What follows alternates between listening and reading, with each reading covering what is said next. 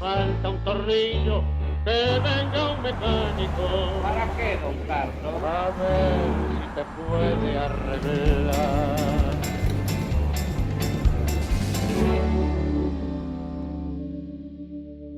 Hola, buenas noches, bienvenidos a una nueva edición del Tornillo, aquí en el canal de la ciudad. Luisito, ¿cómo andamos? Muy bien, muy bien. Luis, estamos viendo una especie de giro pragmático, una transformación del presidente electo que venía con una agenda muy radicalizada. Es cierto, entre la primera y la segunda vuelta algunas cosas fueron mutando, bajando un poco los decibeles, pero claramente el presidente electo, tanto en materia de política exterior como en materia de política doméstica, económica y en otros aspectos, está como, bueno, mostrando otros atributos, ¿me equivoco? No, me parece que es así, ¿no? Cuando uno se acerca al gobierno, bueno, el teorema de Baglini ahora radicalizado, ¿no? Porque antes no es solamente cuando estabas en la oposición, ahora es cuando estás haciendo campaña y más cuando no te conoce nadie, ¿no? Vos tenés que resaltar, tenés que penetrar esa pantalla de televisión. Las palabras hoy, lo decíamos la otra vez, ¿no? No tienen el peso de antes, no tienen la gravitas, parecen como algo más livianito, ¿no es cierto? Parecen más palabras de WhatsApp. Nadie, viste, le está reclamando demasiado. Al contrario, todos estamos un poco más tranquilos frente a este pragmatismo, que en última instancia, ¿qué es el pragmatismo? Y es darse cuenta que los problemas son complejos y que demandan una base consensual importante a resolverlos, ¿no? Luisito, ahí hay una pregunta que por lo menos yo me hago, porque él tiene un 29% de electorado, lo acompañó en las PASO, repitió en la primera vuelta, que, bueno, evidentemente compra el Milei tradicional, el viejo, el más duro, el Milei de la casta, la dolarización, la motosierra y compañía. Sí. Tiene luego del 29 al 55 un porcentaje enorme de gente, tal vez no tan, digamos, identificada con él como opción, pero que lo elige como la segunda opción, ¿no? Así es. Y le dio el volumen imprescindible para ganar con un margen realmente impactante de más de 11 puntos en la elección. Ahora, supongamos que ese segundo del 29 al 55, ese 26, eso, bueno, se siente más cómodo con el Milei actual que con el Milei Sí, original. es más centrista ideológicamente. vos Claro. decís. Ahora, Sí. el 29% original no está enojado o no hay un riesgo de que se enoje con un Milei que dice, bueno, la dolarización, veamos, Sí. la casta, y sí, los que están conmigo son casta buena, hay casta buena y casta mala. Y sobre todo con esta idea de, por ejemplo, política exterior, ¿no? Se reúne con Bill Clinton, con Chris Todd, que fue un famoso senador amigo de Joe Biden.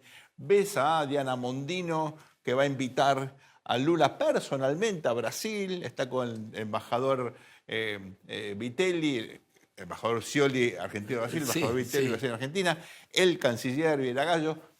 ¿Eso no tiene costos? ¿Te acordás que en la época de Carlos Saúl se hablaba de desmenementida, ¿no?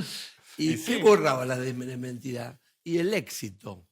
Ahora, vos ahí das un clavo, me parece, muy fuerte y muy duro, que es que esa gente, la gente dura de Milei, incluso uno puede decir que no eran mileístas puros e identificados con él, sino que era gente más bien identificada con el que se vayan todos y en contra. Claro. O sea que todavía más brava esas personas. Por eso me parece que el nivel de necesidad de que Milei vaya acertando, ¿no? Y que diga, bueno, está bien, fue con este, pero la economía está andando mejor. ¿M? Que va a ser, me parece, el parámetro bajo el cual todo el mundo lo va a jugar, ¿no? Porque aunque tenga el mejor ministro de Economía del mundo, ese mejor ministro de Economía del mundo, si no la pega, el responsable va a ser él, que es el economista, ¿no? Es el presidente economista. No sé, ¿vos qué pensás? Justo alguien hoy me preguntaba, fíjate qué interesante, me preguntaba, ¿cómo hace un economista para trabajar con un presidente economista? Bueno, sabes que hace ya unos días me puse a hacer una lista de presidentes economistas y mi pregunta es, ¿cómo se llevaron con sus ministros? Entonces puse a los mexicanos, Salinas, Claro. Zedillo, Lagos en Chile, Goni Sánchez de Lozada. Iba más o menos viendo hasta que llegó un tipo llamado Recep Erdogan. Que es cierto, no es un economista, digamos que pero fue Es el ministro de economista, el Hacienda, título es lo tiene. economista, el Sí, título sí, lo sí. tiene, y se lleva muy mal.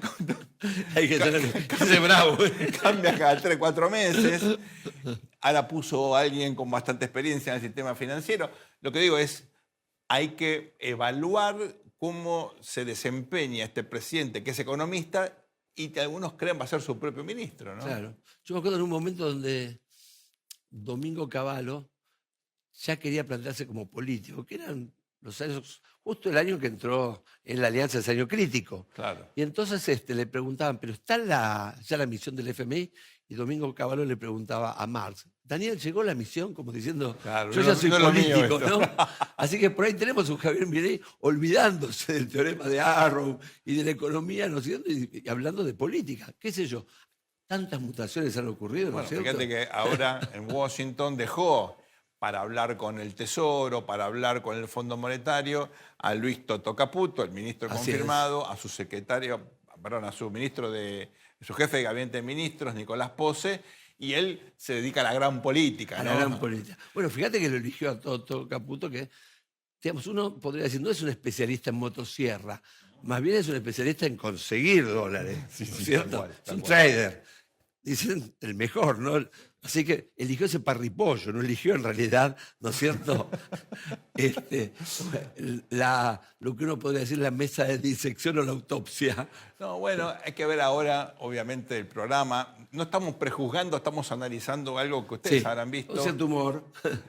Que incluso son imágenes que llaman la atención, ¿no? Porque, bueno, este giro pragmático, recuerden, Bill Clinton es un demócrata, Chris Dodd es un demócrata, va Javier Milei, supuestamente identificado con Donald Trump, a la Casa Blanca de Biden, que es como, digamos, antagonistas, sino enemigos, Sí, ¿no? claro. Digamos, en campaña por él decía zurdo de porquería, Claro. ¿no es cierto? Pero bueno, campañas son campañas. Eso fue la campañola, ahora estamos en otra que es gobernar. Y pareciera que la opinión pública se lo banca, y hasta el periodismo, ¿no es cierto? No le están Sí. reclamando nada. Al Pareciera que contrario. hemos llegado tanto, ¿no? al piso, Al piso, contrario. que con tal de sacarse de encima el kirchnerismo, ¿no es cierto? Bueno, hasta se puede bancarse esto, que en otros momentos habíamos decidido, bueno, pero esto es una traición, ¿no es cierto?, al programa de gobierno. Bueno, ahí viene la pregunta.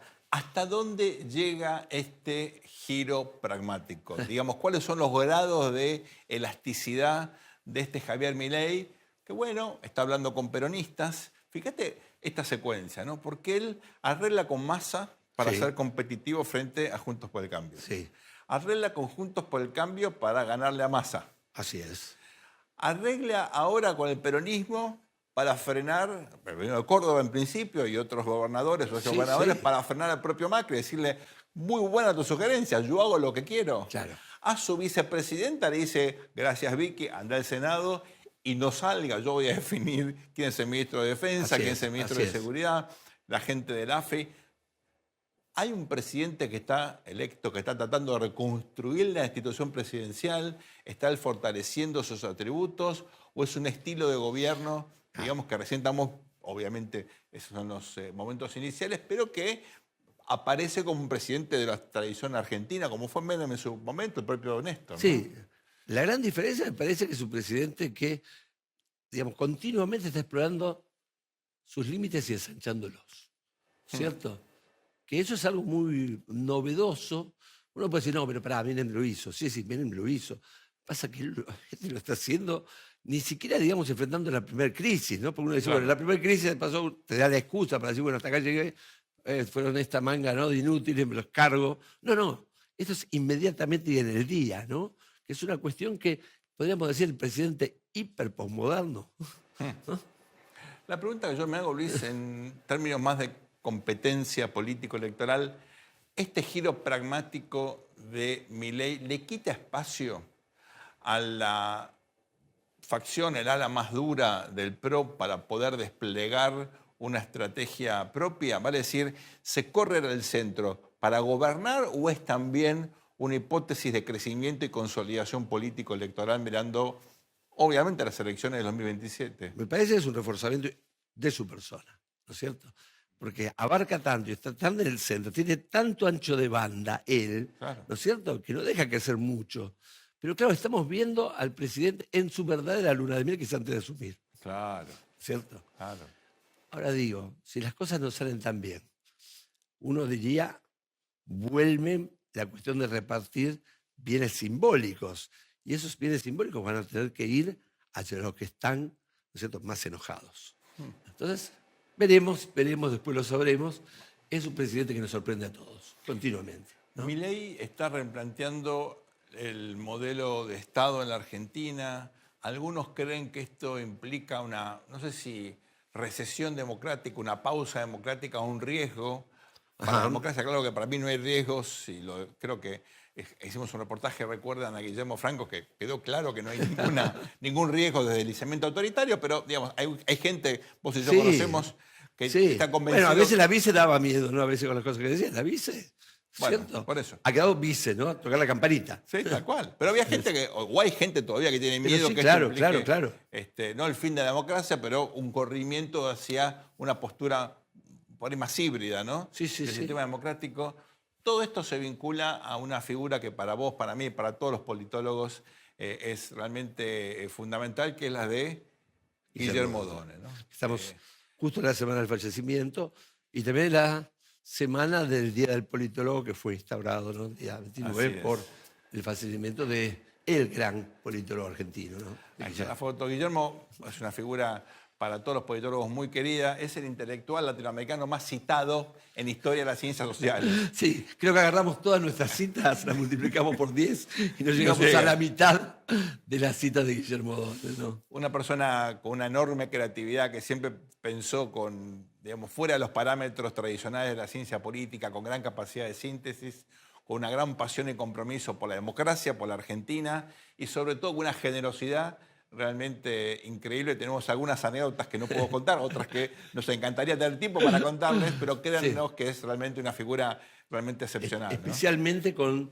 los alumnos, Eh. tiene una fascinación en el trato para enseñar, una paciencia. Sí. Él bajaba a ese lugar y después con los colegas era rigurosísimo Tal cual. y podía ser cruel, ¿no? Pero siempre tratando de construir una actitud No, constructiva totalmente. en la Y lo que dinámica tenía académica. Sergio, discúlpame, ¿no? Sí. Pero tenía la capacidad de nombrar a las cosas. Sí, claro. ¿no? Él le ponía realmente, como una vez me dijo a mí, yo le puse el nombre a la bestia, ¿no? Porque el autoritarismo de la década del 60 él lo llamó el Estado burocrático autoritario. Así es. Y él le ponía vida a los conceptos. Decía, esto es una democracia delegativa. Y él bautizaba, Sí. ¿no? Que era muy también, en una tradición hasta podríamos decir bíblica, porque God era la sigla de Guillermo O'Donnell, ¿no? Así que le puse el nombre a la bestia y era God, ¿no? Una persona muy carismática, hincha de Racing. Hincha de Racing. Que hacía ciencia política también, Sí. porque hacía, ¿no?, que la ciencia política, un poco como tratamos nosotros, ¿no?, integrara, formara parte de la conversación política, desde el lugar de la ciencia política, obviamente, ¿no es Bueno, cierto? eso es muy importante, porque él trabajó muchos años en Estados Unidos, donde, bueno, yo puedo contar a algunos profesores que no leían el diario, o sea, sabían que era el presidente, pero la política les pasaba por afuera, lo suyo era casi de ingeniero, Sí, ¿no? sí, me acuerdo, estaba el ascenso en Inglaterra, yo estaba en Inglaterra, el ascenso de Tony Blair, y pregunté a ellos, los del doctorado.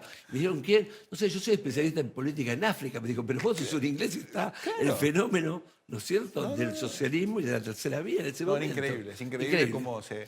De hecho, a veces la ciencia política es como una excusa para meterse en cosas teóricas, conceptuales o metodológicas, a veces con modelos matemáticos muy rigurosos Sí. y muy complejos, Sí, sí. y aislarse de la realidad. Sí, ¿no? sí, hay una ciencia política que cuenta las medias, se dice, hay tantos Sí, claro. diputados que usan medias rojas, ¿no es cierto? Por ejemplo. No es exactamente nuestra ciencia política. No, no es lo que hacemos nosotros. La verdad, la manera en que entendemos nosotros la ciencia política tiene que ver con el legado de Guillermo.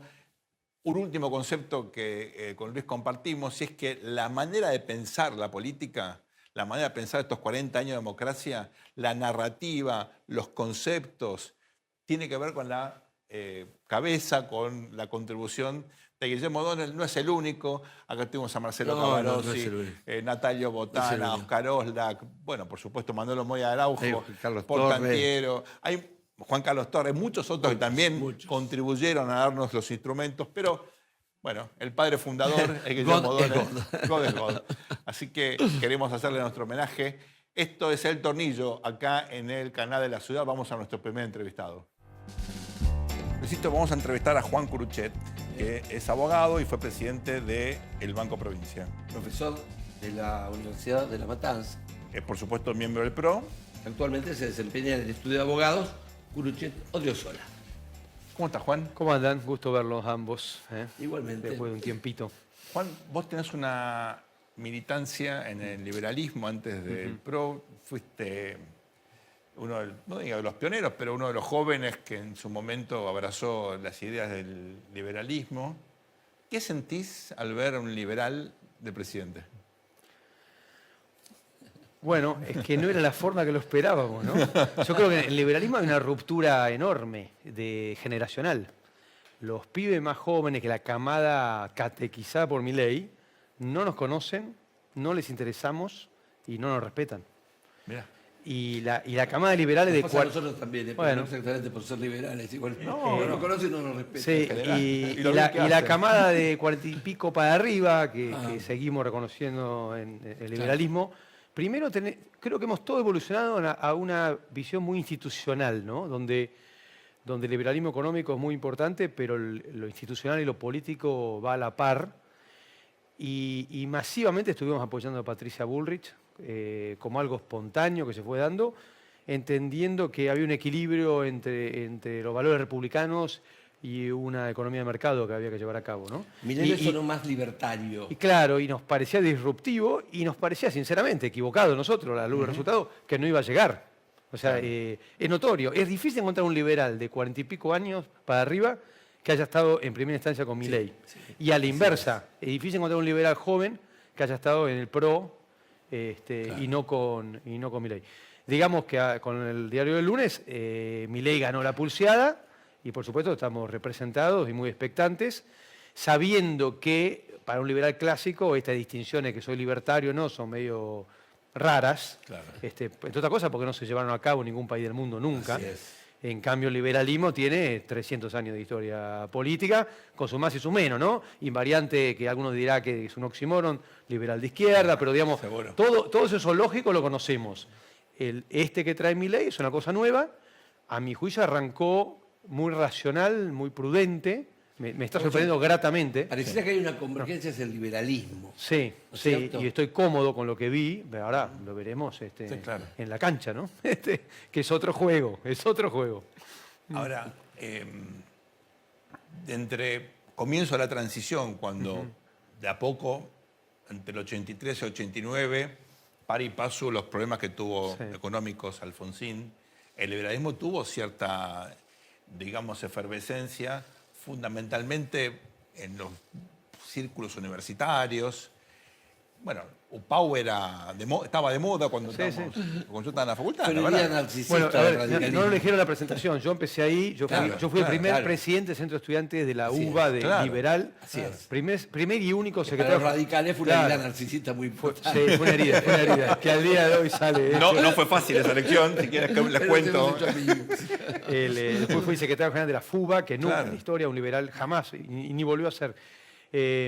Tiene un punto de contacto, ¿no? Había eso como voy. una moda juvenil porque fue acá, pero había un contexto internacional, ¿no? Reagan, Sí, sí, sí. sacando las distancias, el Papa, después la caída de la Unión Soviética, pero hubo una moda liberal, pero el liberalismo más clásico, Claro. mezclado con conservadorismo, ¿no? Otra cosa, Sí, sí, otra sí. cosa. Y además, en el contexto además de una primavera democrática. Yo le digo, cuando tengo reuniones con jóvenes, yo conocí una época donde vos ibas a un cumpleaños, a un casamiento, decías que hacías política y te veían bien, y te felicitaban. Claro, ahora es un desastre. Ah, qué bien, contame. Hoy te callas la boca, Sí, hoy es sí, un sí. papelón, ¿viste? Es un certificado. Claro, lógico. hubo una época en la Argentina donde además la militancia era mayoritariamente voluntaria. Sí, claro. La No gente no rentada para cobraba, nada, no, por era por la supuesto. camiseta, era por Sí, sí, convicción. sí, claro. Esto es algo que Milei Era la reflota, época que no ¿no? había celulares, pero tampoco tenías chofer, ¿no? Digo, Sí, somos no, conscientes. claro. Obvio. Nada. Eso es algo que Milei reflota, como en algún punto, también con enormes diferencias, el inicio de la cámpora tiene algo de eso, que después se pierde, que es, Claro. vamos por las Militancia. convicciones. Y eso es algo que es siempre valioso, que una sociedad siempre necesita oxigenar y todo, y está el riesgo después que eso se burocratice, se convierte en funcionarios, se la crean, todo ese fenómeno que, bueno, recomendamos George Orwell, ¿no? Para eso. No, Sí, sí. ¿no? Es así. Uno usa tanto los celulares que finalmente piensa que son de él. No sé. es así, ¿no? Pero bueno, el liberalismo es una doctrina, en algún punto, para morigerar eso, digamos, que parte de desconfiar del poder, ¿no? Parte de pensar que el poder tiende a corromperse, tiende a ser ilimitado, es una doctrina que limita al poder. Si Milei cumple eso, que es lo que ha dicho, Es cierto. bueno, va a ser inédito, ¿no? Es cierto. Ahora, Juan, el problema también es que el liberalismo en sus orígenes en la Argentina tuvo que crear poder, ¿no es cierto? Cuando uno dice Alberdi, y Alberdi es una figura controvertida en términos liberales también, ¿no? Porque finalmente la base de poder fueron los gobernadores, ¿no es cierto? Entonces es una persona más bien mixta, ¿no? Una cosa es Rivadavia, la otra es Mitre, ¿no es cierto? Que tiene que ver con ese liberalismo más clásico, si querés. Pero hay un fenómeno ahí que también está en Milei, ¿no? La cuestión de poder, ¿no? Sí. Bueno, y Alberdi era un intelectual, ¿no? Si bien fue diputado y fue funcionario Sí, escribió en Europa, pero fue un intelectual. Claro. Mitre y Rivadavia eran hombres de pero Estado. diseñó las instituciones, ¿no Sí, es sí, cierto, sí. Alberdi? Digo. Pero no hubiera habido Alberdi sin un Urquiza, ¿no? Sin Caseros, sin un supuesto, tipo que totalmente, gana la totalmente, batalla e implementa. totalmente. Creo que Urquiza está subvalorado en la historia de Argentina. Porque Sí. es el tipo que al fin y al Sí. cabo dota las instituciones y que cuando pierde respeta las reglas que él había creado. Porque lo que es raro en América Latina, el que pierde patea el tablero. Sí. Es Así cierto que que- Alberdi le recomienda que lo nombre a Derqui, ¿no? Y después a los 2 Después se pelea. tiene que ir porque le saque el apoyo. Es Vamos a decir. es Pero bueno, onda Alberto las historias Fernández. tienen todas esas cuestiones. Onda Alberto Alberto Fernández Fernández, Cristina. tal Contamos la cual. verdad, se quedan solamente los caballos en las plazas. Tenemos que bajar a todos los jinetes. Ahora, me interesó mucho ese comentario que dijiste el pasado, pero me gustaría retomarlo. Y es que el liberalismo, digamos tuyo, el de la Sí. primera generación, no la actual, terminó de alguna manera valorando mucho la institucionalidad republicana y democrática, Sí, ¿no? sí. Que tal vez al comienzo tenía un discurso más economicista y tal vez por la experiencia de, bueno, de concentración de poder de los Kirchner, ahí hubo como una revalorización de la institucionalidad, ¿eso es así? Sí, enormemente. A ver, siempre estuvo en teoría, pero en la práctica del discurso y sobre todo el Sogaray, como era, Claro. si bien en la juventud éramos como críticos al Sogaray, Sí. pero dominaba todo lo económico. Y la Los verdad, regímenes militares con los ajustes muchas veces fueron identificados, ¿no? O sea, tenía mala fama. claro, nosotros, Tenía como mala nosotros fama. por oposición, bueno, nos diferenciábamos en cuanto que éramos críticos del gobierno militar, Claro. pero el San Benito no te lo sacabas de encima. Claro. Con lo que pasa en América Latina y en Argentina, con el chavismo, el bolivianismo y todo, uno se da cuenta que el grado de apertura económica es relevante, pero el grado de seguridad jurídica, de manejo racional y previsible de instituciones, a menudo es casi más importante, porque en una decisión de inversión no es decisivo si la tasa de ganancia es del 35% o el 28%, porque eso es algo que en Suecia puede ser de una manera, en Francia de otra. Ahora, lo que no puede ser es que vos cambia el gobierno, te cambia la Corte Suprema, cambia el gobierno, te cambia la jurisprudencia, cambia el gobierno y las 4 o 5 leyes fundamentales te las cambiaron. Tiene que ser más como España, digamos, aún con este gobierno que lo acusan de que es más socialista y demás, pero bueno, es como que el centro de la cancha más o menos se mantiene.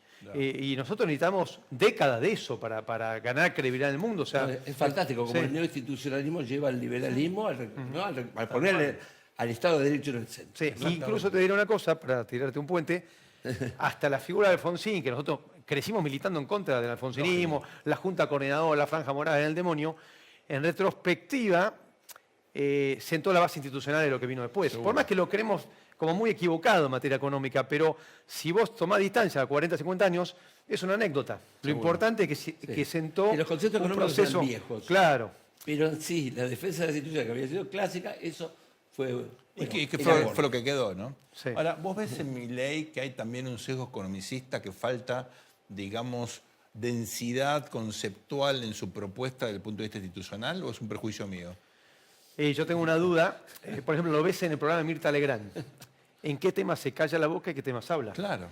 Cuando vos vas a estos temas en general, era muy, muy prudente. Los otros se pone vehemente y está lleno de convicciones y pelea, ¿no? Pero igual creo que tiene una formación, llamada clásica en el sentido, no lo veo haciendo disparate. O sea, ponele Corte Suprema, no dudo un segundo. Ese juicio es una farsa, lo archivo el primer día. Me sorprendería, muy para mal, no lo espero, que tenga, digamos, un desvío fujimorista. No lo espero. Pero bueno, esa figura nueva, no conocemos. No lo espero para nada. Claro, Y por sí. supuesto ahora eso... no lo espera uno, ahora. Sí. ¿No es cierto? Pero claro, Antes, por hace ahí- un año tirando piedras... Claro, ¿no es cierto? Claro. Pero ahora se junta con Bill, ¿no? Sí. Bill Clinton. No va al Instituto Cato, ¿no? No va donde están realmente, ¿no es cierto? los Y otra más, libertarios. y otra que para mí creo que es más importante para Argentina, el intento de tener un diálogo normal con Lula. Claro. Es decir, Lula no es más un comunista enfermo, es el presidente de Brasil, principal socio de Argentina, queremos que venga a la inauguración y tener una relación institucional como corresponde. Ahora, ¿por qué Creo no que eso es paga muy costos valioso.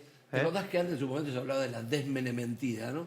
¿Por qué pensás que Milei no paga costos en esto de cambiar, ¿no es cierto? Una cosa que estábamos hablando siempre con Sergio, ¿no? ¿Por qué no está este costo de Antes decir zurdo de porquería y ahora... Porque son las Bien, cosas que no nos gustaban. Él se está desprendiendo de todo aquello que lo hacía, que te lo ponía en duda como un personaje que no que se es lo muy en votó el por borde. eso también, ¿Eh? mucha gente no lo votó por Claro. eso. No la cosa que te gusta a vos o a mí, ¿eh? A mí me encanta esto que Sí. está haciendo ahora. Sí. Pero digo, ¿no queda mucha gente defraudada? Yo creo que no. Mira, la los pregunta más que, tirapiedra? yo creo que la pregunta que nos hicimos todos en todos estos años y medio, 2 de ascenso de Milei ¿es o se hace? ¿Cuánto es, cuánto se hace? ¿Cuánto hay de acting y cuánto es, no, el personaje es así y va a ser igual y el día que el Congreso no le apruebe una ley, arma un escandalete y qué sé yo?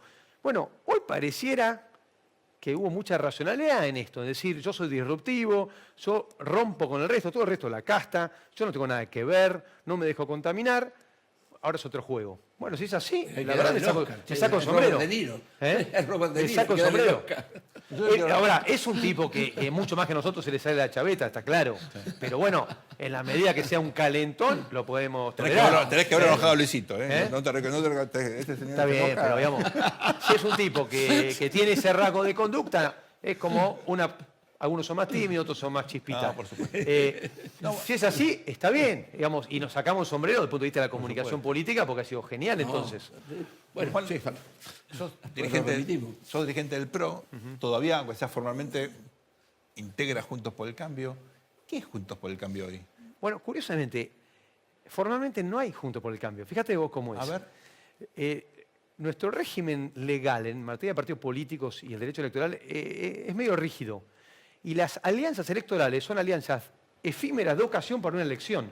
Ok. Juntos por el Cambio se tuvo que, y con distintos nombres, Cambiemos primero, Sí. Juntos por el Cambio después, en alguna provincia con Sí, otro nombre, representantes. se tuvo que crear en el 2015, volver a fundar en el 2017, volver en el 2019, 2021 y Increíble. 2023. Las coaliciones son efímeras. ¿Eh? Mirá vos. Después, ¿qué te queda? El hecho objetivo de que muchos gobernadores ganaron con una coalición amplia, Frigerio del Sí. PRO, pero también Esdero, Puyaro, Valdés. Entonces ellos dicen, che, pará, yo gané con toda esta familia, me costó mucho ganar el peronismo, tuve que juntar a todo el no peronismo adentro, ni loco lo rifo. Claro. Porque, digamos, ¿cómo gano el otro año? Seguro. Entonces, Totalmente.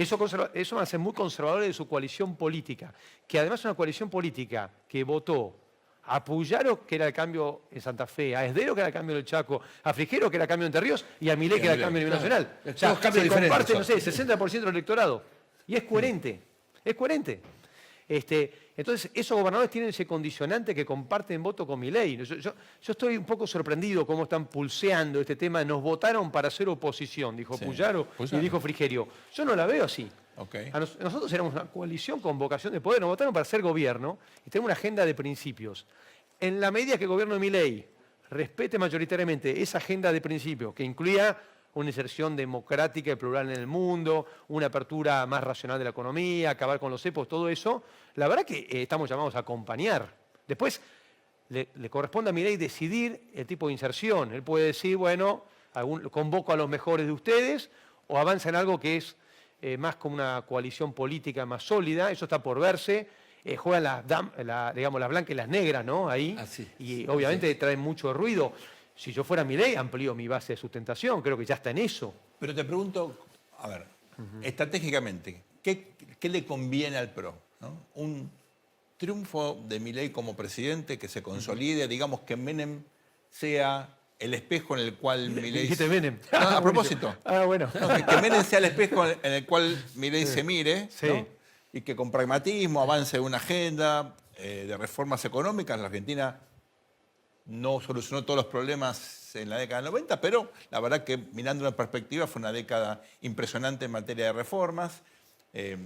Había otros déficits, pero en ese plano uno puede decir, bueno, Milei de hecho reivindica la experiencia del menemismo de los Sí. 90. Bueno, para el PRO, ¿le conviene eso o le conviene esperar y capitalizar el necesario desgaste, como le pasa a todos los presidentes, en una postura de decir, bueno, cooperamos, damos gobernabilidad, pero nos mantenemos, digamos, pensando en que esta experiencia, con todo lo que implica hoy que la Argentina se ordene, va a generar costos, nos conviene quedarnos esperando en el 2027 una oportunidad? Mirá, ¿Qué hacen? yo acabo de leer la biografía de Frondizi que hizo el amigo Sí. Mariano Causino. Muy bueno, muy bueno. Y vos te quedás esperando porque no es el momento, no es el momento, pasa la vida. ¿Quién te dijo que te van a volver a votar, no? Mira, yo creo que no hay dilema. Si Milei le va bien, es un proyecto político de 8 años. Ok. Después vamos a ver si quiere ser reelecto, ¿no? Pero quiero decir, es un proceso de transformación que es más largo que 4 años y que la gente va a refrendar con el voto si la gestión económica particularmente es buena.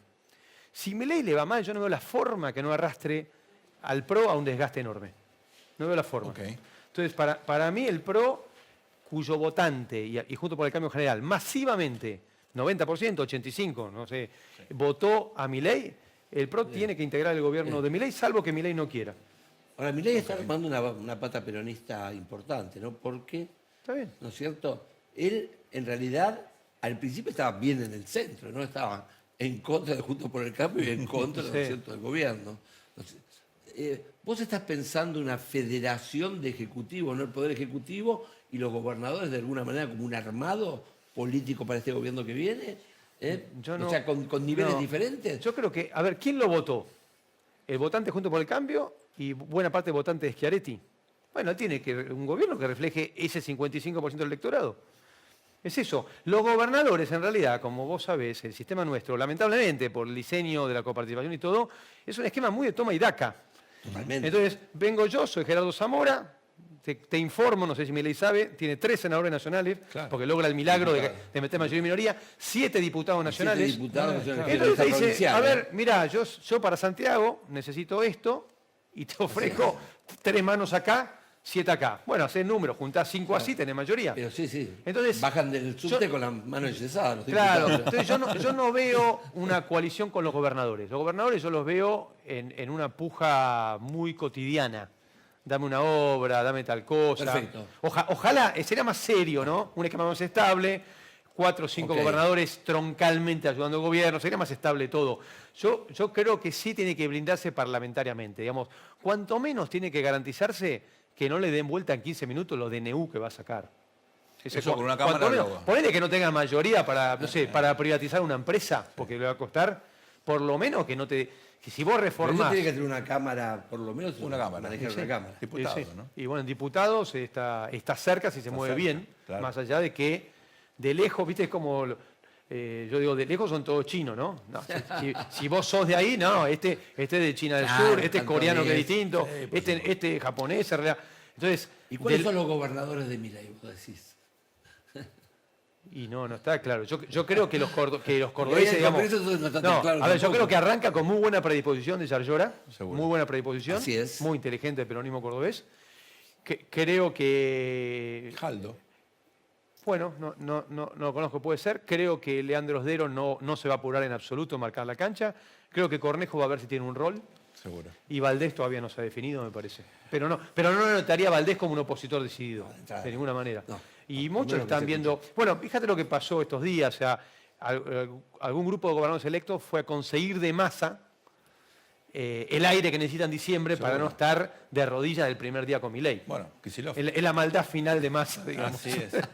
Juan, nos quedan 1 minuto y medio y tengo 2 preguntas para hacerte. ¿Se puede construir gobernabilidad en Argentina haciendo un ajuste de 5 puntos por lo menos del presupuesto? En términos del producto, ¿no? Yo creo que la dificultad, ¿sabes en qué está?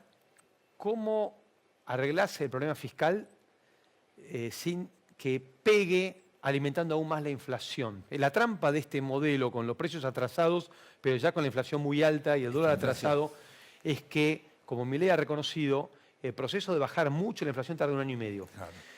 Si vos lográs, creo que la gente lo que más quiere es la tranquilidad de que no te sigan aumentando los precios.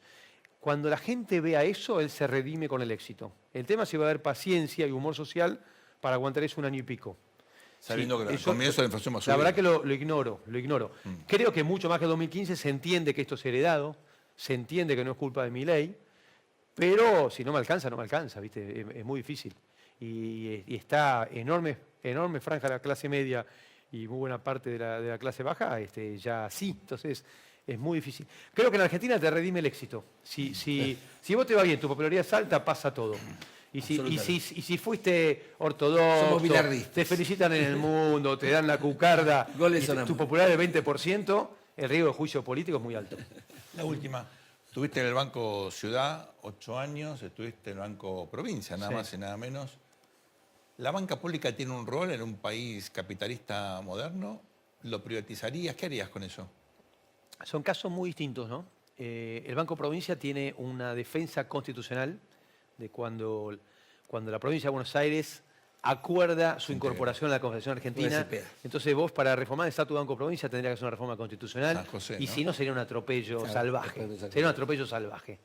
Y además tiene ventaja que la provincia de Buenos Aires no tiene por qué resignar, no paga ganancia, no paga seguro. IVA.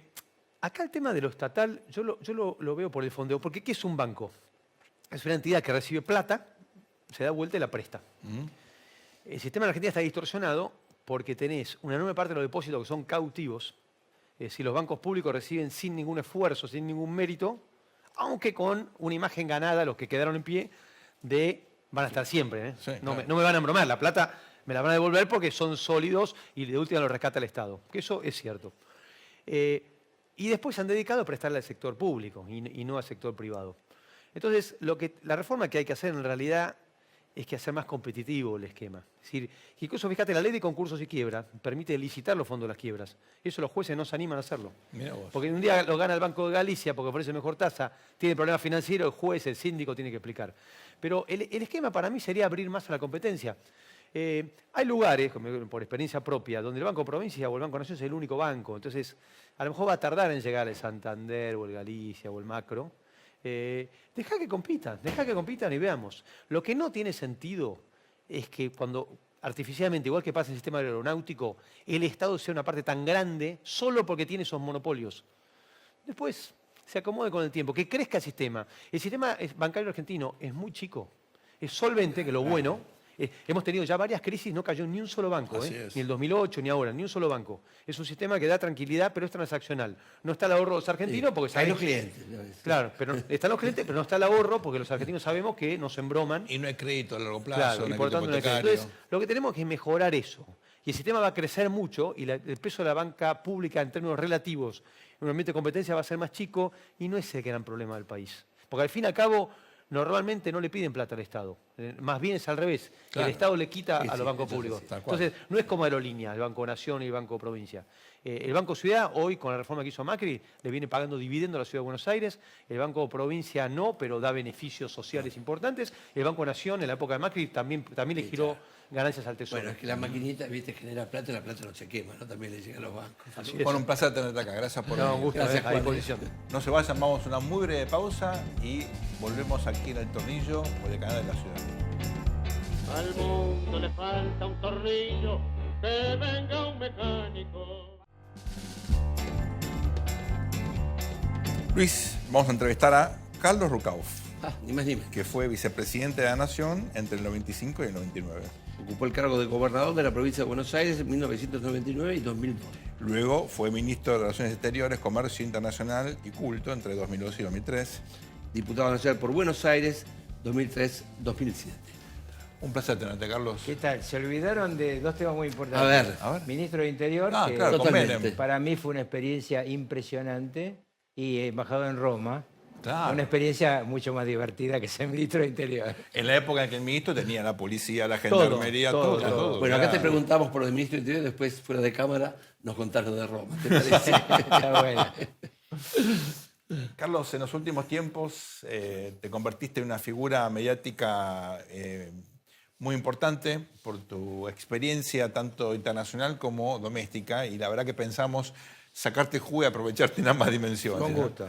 Primero, contanos, vos fuiste ministro y protagonista en la década del 90 de un mundo que parecía, bueno, que entraba en una etapa de estabilidad, de crecimiento, de integración, con una hegemonía norteamericana que en esa época, en principio, parecía que no tenía desafíos, ¿no?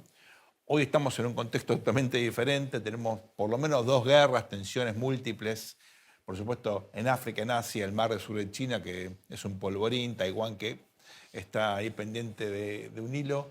¿Qué estás mirando? Ayúdanos a entender el mundo de hoy. Bueno, este es un problema grave para el gobierno que se va, no entendió el mundo de hoy, ¿no? Me parece que Milei tiene claro que el mundo de hoy es un mundo bipolar, otra vez hay una guerra fría. De un lado están las autocracias, China como líder, Rusia, Irán, etc. Por otro lado, las democracias. Y Milei elige, como eligió Menem, las democracias. En aquella época era más fácil porque habían caído las autocracias. Claro. A mí me tocó, como embajador de Roma, vivir el drama de lo que fue la caída del muro de Berlín, las consecuencias, ese Mundial de Fútbol 90, que tenía que ganar Alemania porque era importante para la reunificación. Claro, así es, Esto parece así un es. tema menor, pero fue muy importante para perjudicar a Argentina. Me parece que este viaje primero de Milei es muy inteligente, que también es inteligente tener una mirada sobre Israel, porque Israel es el país más extraño para mí del planeta. Aliado incondicional de los Estados Unidos y su primer socio comercial es China. Claro. Entonces es muy interesante ver cómo se puede ser aliado de Occidente y el principal socio tenerlo en Oriente, ¿no? claro. Y esto es quizá el desafío que su equipo va a tener. Porque Milei es un hombre de gran formación económica, pero que puede tener el mismo problema que tuvo Mauricio Macri, es no tener suficientes políticos. Fernando Enrique Cardoso, con el que me honra una gran amistad de muchos años, al segundo año del gobierno de Macri me dijo, pero ¿cómo puede ser, Carlos, que Cristina Kirchner no haya encontrado nunca un economista de primer nivel y Mauricio Macri no haya encontrado nunca un político de primer nivel? Qué paradoja. Bueno, es que Fernando Enrique, claro, un personaje Tal cual. de eso, además muy amigo de Argentina, nos ayudó mucho en el Sí. momento de la crisis, ¿no? Esa Sí, bueno, que un hablábamos gran en off. conocedor, gran amante de... Sí, el ministro Argentina. el ministro de Economía que gana una elección, a diferencia de Massa. Tal cual. Viendo la sociología, ¿no es cierto? Vamos a decir, viene de nuestro palo. Sí, pero además una formación para- económica muy integral, una visión político del de mundo gran de esta nivel. que ustedes se referían, que es imprescindible para vivir hoy.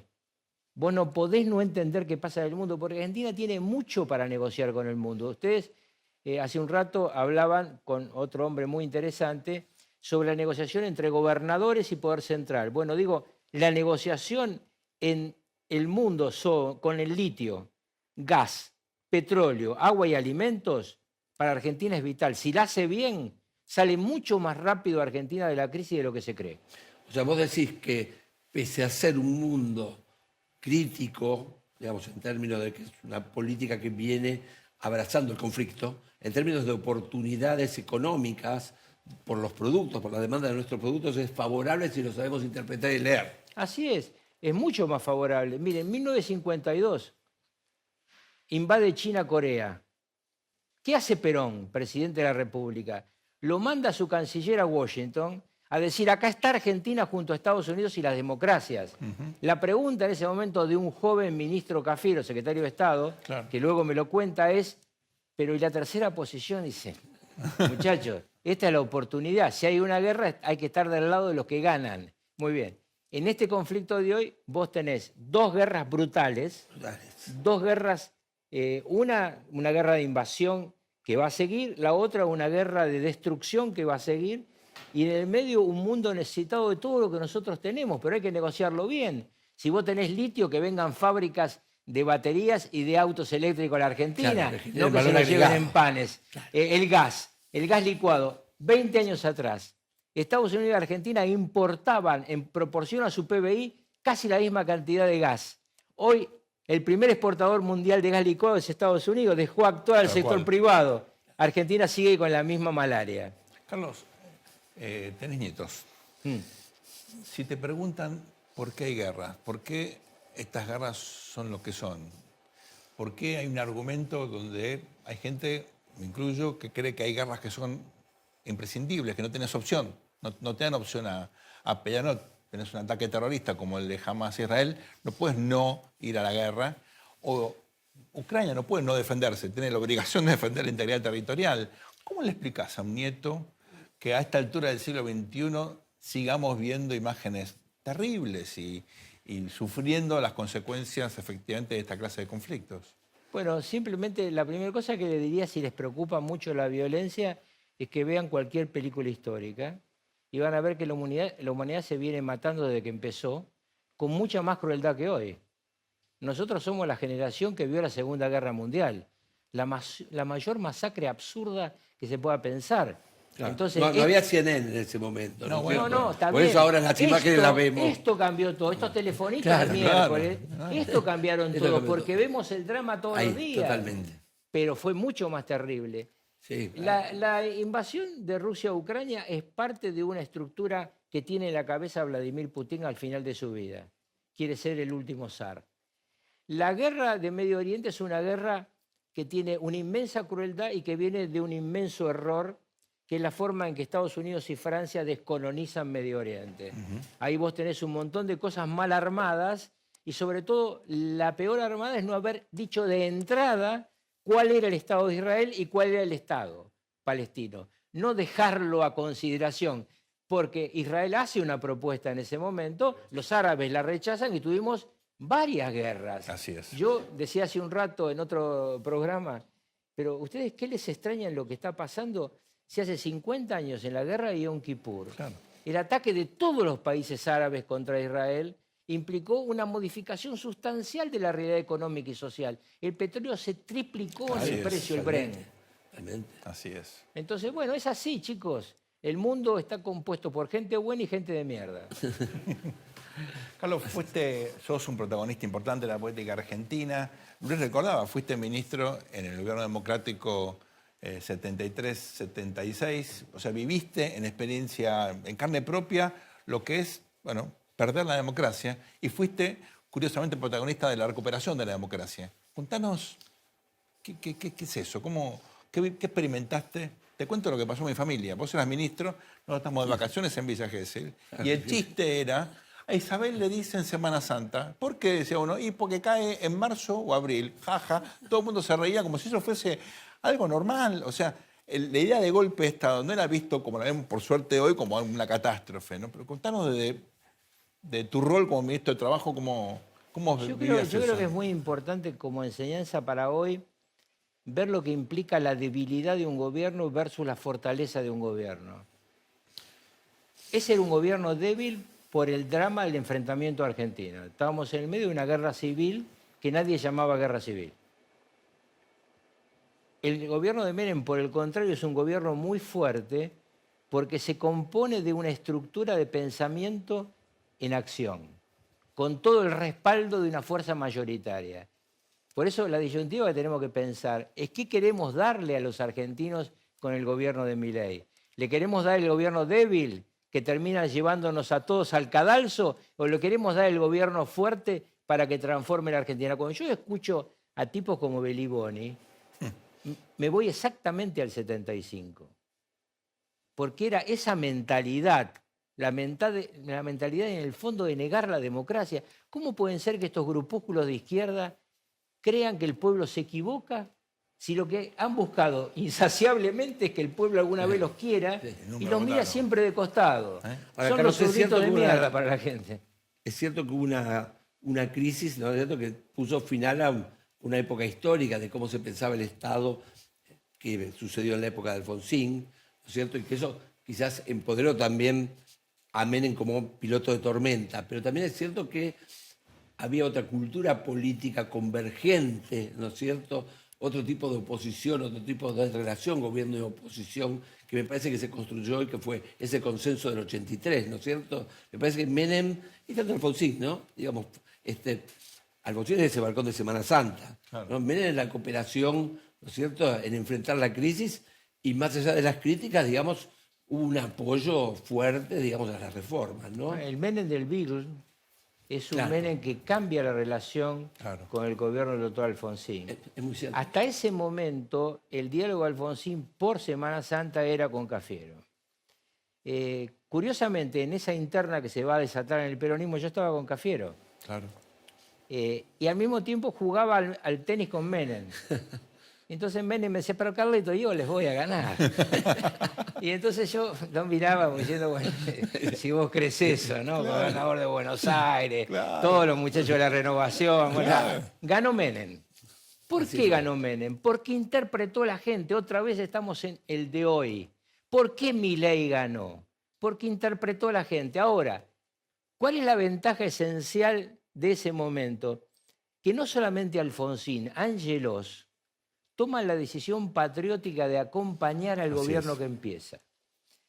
Milei, yo no sé si no lo han asesorado, pero tiene vigente la ley de reforma del Estado. Sí, claro. Cuando yo escucho hoy que tienen que ir a conseguir una ley de reforma del Estado, no, Está. no tiene que conseguir eso. Esa ley la conseguimos nosotros Claro. gracias a Angelos y Alfonsín, que puso colas en las bancas Sí. sin necesidad de levantar mano. Es decir, nos dio claro, el quórum claro. para aprobar esa ley. Sí, Esa ley histórica hoy está vigente. No se puede aplicar por razones jurídicas ni a aerolíneas ni a YPF, pero sí al resto de lo que él quiere modificar. Entonces, yo lo que creo es, la disyuntiva central para mí de la dirigencia política hoy no es ser mileísta o antimileísta, sino es dejar gobernar al gobierno que el pueblo eligió y controlarlo, que es la misma tarea que tenemos nosotros los periodistas, ¿no? Yo cada vez que vea algo que está mal lo voy a criticar, le moleste o no le moleste al vocero del presidente, que es un amigo personal, Adorni. Adorni. Y yo le dije, mirá, vas a un lugar difícil, seguramente lo vas a hacer bien, te vas a encontrar con que muchos de nosotros que apoyamos la libertad vamos a criticar lo que esté mal. ¿Te parece que hay riesgos de deslizamientos autoritarios en esta...? Si Milei fracasara, sí. A ver, elabora eso, por favor. La Argentina tiene demasiados sinsabores, son 20 años de soportar este desastre, como para que la mecha no esté corta. Entonces, si no lo dejaran gobernar a Milei, si la gente percibiera que hay una actitud de trabar por trabar, no de discutir lo que haya que discutir, porque seguramente si yo fuera parlamentario apoyaría el 80%, pero discutiría el 20%. Si hay una actitud de obstruir por obstruir, lo que puede venir después no es un moderado, sino un Bukele. Ok. Y si no funciona con la velocidad que requiere la gente el plan, ¿qué puede pasar? Porque Bueno, es un presidente- ahí vos tenés dos visiones clarísimas si hablamos con nuestros hijos y nuestros nietos. El 30% que lo votó 2 veces en las PASO y en la primera vuelta lo va a acompañar sin duda porque cree que lo demás es perverso. Y en parte tiene razón. Ahora, hay un público que votó a Milei así. Que votó a Milei porque se lo dijo Patricia Bullrich y luego por encima lo remachó Mauricio Macri. Yo no creo que Milei deba cogobernar. Él debe gobernar solo. Ahora, eso no significa que no pueda escuchar a los que tienen experiencia. Y seguramente un tipo que pasó 4 años por la Casa Rosada tiene mucha experiencia. Y el hecho que haya sumado a Patricia Bullrich a su gabinete es un acto muy astuto. Porque Patricia Bullrich tiene una gran experiencia de gobierno y puede ser una de las poleas políticas que uno ve que le faltan. Cuando uno ve que vuelve a poner un CEO de jefe de gabinete, se pregunta, ¿este hombre va a poder entender cómo son los gobernadores, diputados y senadores? Porque son diputados, senadores y gobernadores complejos. Cada uno tiene su toma y daca que discutir. Por supuesto. Y con mucha trayectoria, ¿no es cierto? Con mucha experiencia. Son Y todos que han visto a todos. Casi todos fumadores abajo del agua. Sí, totalmente. Hacen asado dentro de una garrafa, como dice el Bueno, otro y uruguayo. además se va a encontrar con una realidad que es terrible del Estado, que siempre la describía muy bien Bauzá, que es que cuando vos llegás al poder, hay una alfombra blanca, tiraste una taza de café y hay 3 que te vienen y te dicen, es un Picasso. ¿No? Es decir, Muy bueno. Dios me libre de los alcahuetes. Claro. Muy bueno. Carlos, fuiste gobernador de la provincia de Buenos Aires. Para muchos es un distrito ingobernable que no tiene destino como lo conocemos. La asimetría entre Buenos Aires y el resto del país se incrementó desde el 2002 a la fecha. Vale decir, estamos seguros en una situación todavía más compleja. Gobernar la provincia, no hay ninguna duda, es tal vez el trabajo más difícil. Especialmente con urbanos. No sé si más difícil que el presidente de la Nación o igual. Más difícil. Más difícil. ¿Cómo hiciste? ¿Cómo es esa experiencia? ¿Cómo se arregla en la provincia? Las provincias tienen que ser reconocidas en lo que son. En algún momento yo lo escuché a Milei, porque dijo muchas cosas, pero algunas me quedaron muy fijadas por mi experiencia de gobierno, que había que cambiar el sistema fiscal y hacerlo al revés, que cobraran las provincias y coparticiparan en la nación. solamente este cambio sería sustancial para que Buenos Aires sea gobernable. Sí, A claro. ver, explica un poquito. Porque a Buenos Aires le roban la mitad de lo que produce. La Igual ley que de Santa Fe y a coparticipación del Córdoba. 87. Siempre. ¿Eso por siempre- Armendáriz, por la reforma de Alfonsín de la coparticipación? No, esto viene porque hay una visión de que Buenos Aires, Santa Fe y Córdoba, las provincias productivas y la ciudad de Buenos Aires, donde están las empresas, lo que cobran tienen que repartirlo. Claro. Y el primero que como siempre ocurre, ¿no? Decía mi abuelita, que el que reparte se queda con la mejor parte, Seguro. ese es el gobierno nacional. Al que hay que quitarle fondos al gobierno nacional y cambiar el sistema. Buenos Aires es ingobernable porque le sacan sus recursos. Ahora, ¿no perdés gobernabilidad del gobierno nacional si podés plata, Carlos? Pero digo, estamos en un comienzo donde justamente la pregunta que ustedes se hacen y cualquier analista política es ¿cómo le damos gobernabilidad al gobierno? Bueno, pues démosle gobernabilidad empezando por una racionalidad distinta. Porque, diría Milei, si vamos a hacer lo mismo de siempre, con lo mismo de Totalmente. siempre, no va a haber solución. Ahora, es cierto que fuente de gobernabilidad es el conurbano y es cierto que la provincia de Buenos Aires siempre tuvo recursos, ¿no? Porque es la más rica, aunque también la que contiene más pobre, también porque hay una inmigración interna, ¿no? ¿Qué le pide Dualde a Menem para aceptar? El fondo conurbano. Dualde no quería la candidatura a gobernador, era vicepresidente, estaba tranquilo en el tranquilo. Senado esperando Bien el tranquilo. reemplazo de Menem, Totalmente. ¿no? Que es la tarea de todo vicepresidente, Sí, está sí. en el banco a ver si Maradona sale. Bueno, No había reelección en esa época. ¿no? exactamente, entonces, De la campanita al sillón. le dice, yo lo recibo a Dualde en Roma cuando le había hecho la oferta, Mirá. así que conozco perfectamente los entretelones. Entonces él dice, bueno, yo puedo ganar porque somos la topadora política de la Argentina. El éxito de Menem es indudable. Todos quieren a Menem. En consecuencia, voy, pero dame la plata para que en lugar de decir viva Menem, también digan un poco de viva Dualde. Entonces, bueno, le dio la plata, el fondo del conurbano, y ahí le nació a Dualde la idea de que podría ser el sucesor y termina en su momento en esa discusión entre los dos, que creo que fue muy negativa, porque nunca hubiéramos llegado a tener a Kirchner si ellos dos hubieran sido responsables y se hubieran ayudado mutuamente. Esa pelea era personal, era ideológica, representaban intereses distintos. Menem tenía una visión, digamos, más moderna, más liberal, más integración al mundo. Dualde, un productivismo más mercado-internista. ¿Qué pasó? Es una discusión por el poder. Ok. Volvemos al comienzo de tu pregunta. El mundo vive discutiendo poder, el ser humano vive discutiendo poder. No eran tan distintos, mucho menos eran distintos antes de ser presidente y vice. Claro. Porque yo les recuerdo que el Menem que ustedes recuerdan no es el Menem que llegó a la Casa Rosada. No, por supuesto. Los liberales en ese momento éramos otros. Totalmente, totalmente. ¿No estaremos por ahí ante un Menem a la -1? Por ahí Milei aparenta girar tanto hacia el liberalismo y por ahí no lo es tanto. No, yo creo que lo es. Pero después lo que ha demostrado en los primeros pasos que ha dado es un lógico pragmatismo. No se gobierna sin una dosis de pragmatismo y de crueldad. ¿A qué llamo crueldad? A que los que te ayuden a ganar no necesariamente son aptos para gobernar. Tienes que tener una división de trabajo. Totalmente. Hay un dicho que a mí me gusta, que es el equipo que te asciende no te saca campeón. ¿no? Así es. Sí, Y y, eso- es el tema de los presidencialismos. La coalición electoral no tiene por qué necesariamente después reflejarse en la coalición de gobierno, ¿no? Como los si no- parlamentarismos. pero es que yo por eso estoy en contra de las coaliciones. Todos los gobiernos de coaliciones fallaron.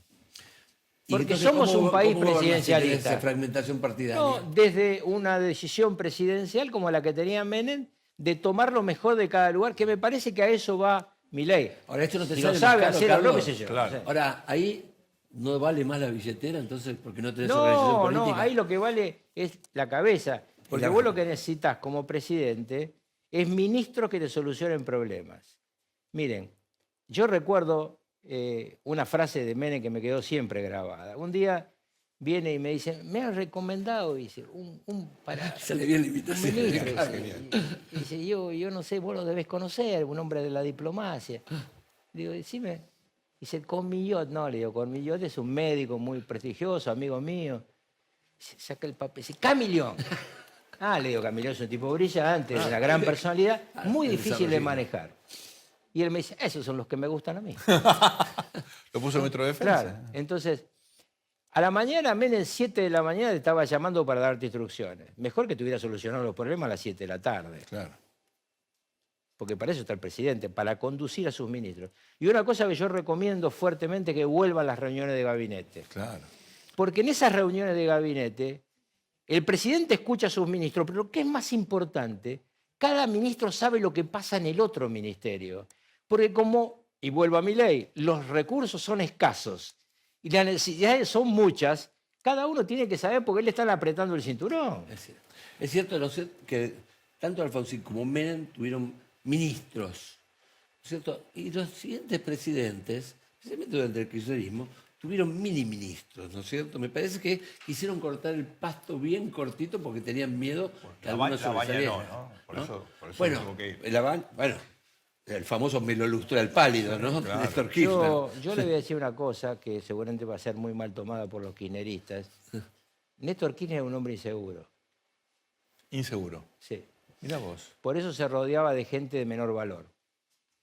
En cambio, tanto Menem como Alfonsín, como Duhalde eran tipos seguros. Bueno, a mí en un reportaje a Kirchner le dije, pero ¿por qué sacaste este gabinete de lujo que tenías? Y el lujo lo entendió en términos de algo que sobraba, algo, viste, que era de más.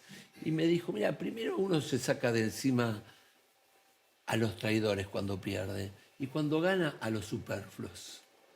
Va en la dirección que vos decís, Carlos, ¿no es cierto? Sí, él La idea estaba yo muy, no lo preocupado, necesito. muy preocupado por tener un Labaña. No los necesito, claro. Y cuando perdió a Labaña, perdió muchísimo. Sí, claro. Porque vos no te necesitas ministro, y otra vez vuelvo al tema de los alcahuetes, ministro que cuando decís algo te digan sí, presidente, sino te digan mire, presidente, esto se puede hacer y esto no, por tal razón. Tal cual. ¿No pensás que la salida de la convertibilidad tendría que haber sido de alguna manera en los últimos años de Menem y hubo alcahuetismo ahí? No, hubo una... Otra vez me voy a ganar otro. Hubo una profunda diferencia entre Domingo Cavallo y yo. Domingo es un tipo brillante y yo le decía, vos sos el padre de la criatura, cambiemos el ratio de convertibilidad. Esto ya no en el gobierno de Menem, sino cuando él asume como ministro de la Rúa, donde ya claramente la Argentina era una señora o un señor que engordó 30 kilos y quiere usar el mismo traje o la misma remera. Habíamos aumentado el gasto público. Sí, un montón. La Bueno. crisis de Rusia, la crisis de Sí, Brasil, sí. la pérdida de empleo, que fue un tema grave. Y claro, recesión Habíamos muy llegado a una importante. desocupación del 11%. Entonces, es. ahí era el momento para mí de ir a un ratio de convertibilidad distinto y mantenerlo en el tiempo. Claro, cuando yo le decía pasar de 1.5 a 1, Mingo, con lógica, me decía una devaluación del 50%. Claro. Bueno, por no hacerla tuvimos una devaluación del 300%. Carlos, nos quedan unos minutos. Quiero que me cuentes cómo te imaginas el peronismo a partir de ahora. Sin liderazgo, sin dirigentes que en principio aparezcan con capacidad para construir una renovación como fuera de los 80, con cosas locas, ¿no? Kicillof es el gobernador más importante, es un peronista medio inventado porque no viene de una tradición peronista. ¿Cómo se realma el peronismo? Bueno, otra vez voy a decir. Todos mis amigos dicen que Cristina está muerta. No, está Creo muerta. que es un pésimo error de apreciación. Ella es tan astuta que empiezan las primeras discusiones institucionales y que dice, la presidencia provincial del Senado, la presidencia de diputados es para la libertad avanza.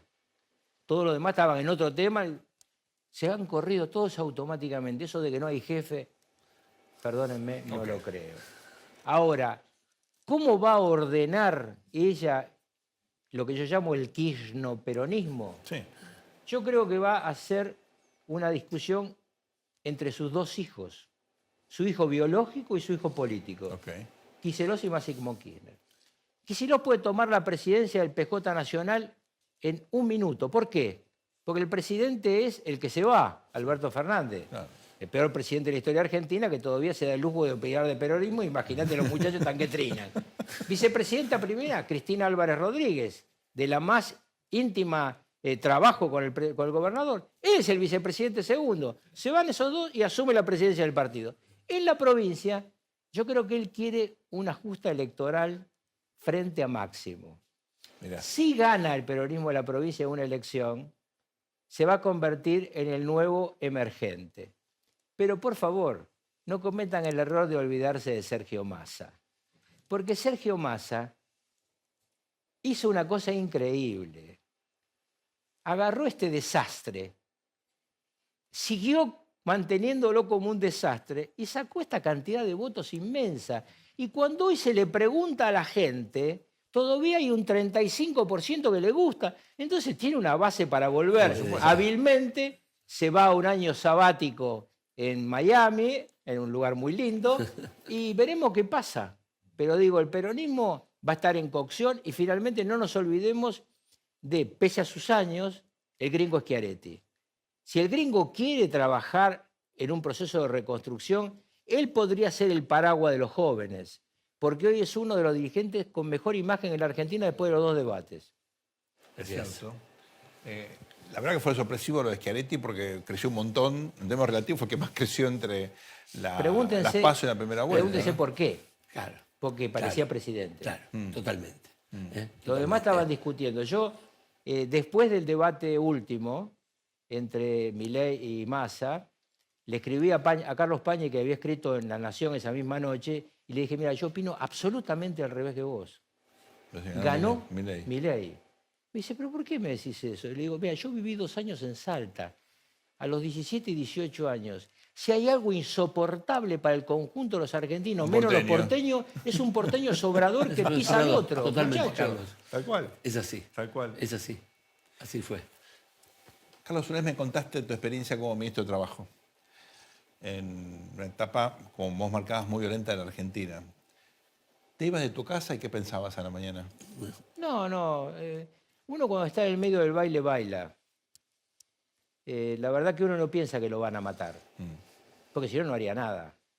Además, gobernar no es para cagones, ni en la época de la violencia, ni en la época de la paz, que gracias a Dios tenemos. Porque todos los días vos tenés la posibilidad de que te agarre un infarto por los dolores de cabeza que te lleva el gobierno.